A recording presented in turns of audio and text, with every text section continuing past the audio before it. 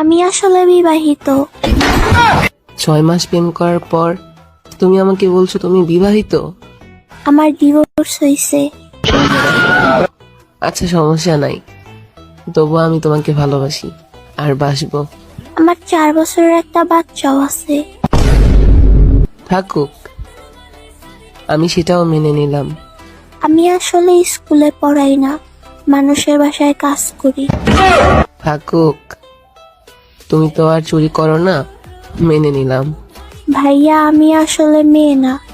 আমি ছেলে।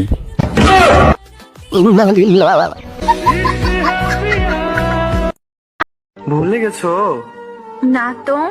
খুব চুপচাপ যে। এটাই তো চেয়েছিলে। বলেছিলাম বুঝি। বুঝে নিলাম। বেশি বুঝলে না তো? একদম না। কি করব বলো? ধন্যবাদ আপনাকে ধন্যবাদ কেন? শিক্ষা দেওয়ার জন্য।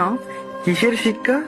মানুষ কিভাবে চিনতে হয়, একা কিভাবে চলতে হয়, অতিরিক্ত বিশ্বাস না করা, ধোকা কিভাবে দিতে হয়। আর কিছু? না বলাই থাক। অবহেলা কি বেশি করেছি?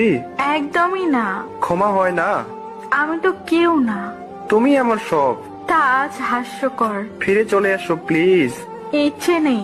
থাকতে পারো আমায় ছেড়ে? দিব্যি তো আছি। এ ভুল আর হবে না। সুযোগ দিতে চাই না।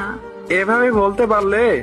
বাধ্য হলাম। তুমি আমায় বুঝলে না। চেষ্টা করি না আর। আগে তো সবাই বুঝতে। বোকা ছিলাম তো। তুমি না আমায় ভালোবাসো? ভাবলেও ঘৃণা হয়। আর কষ্ট দিও না। বেঈমানের ক্ষমা হয় না। কাছে থাকতে মূল্য দিন, মানুষ একবার হারিয়ে গেলে ফিরে পাওয়া যায় না। ভুলে গেছো?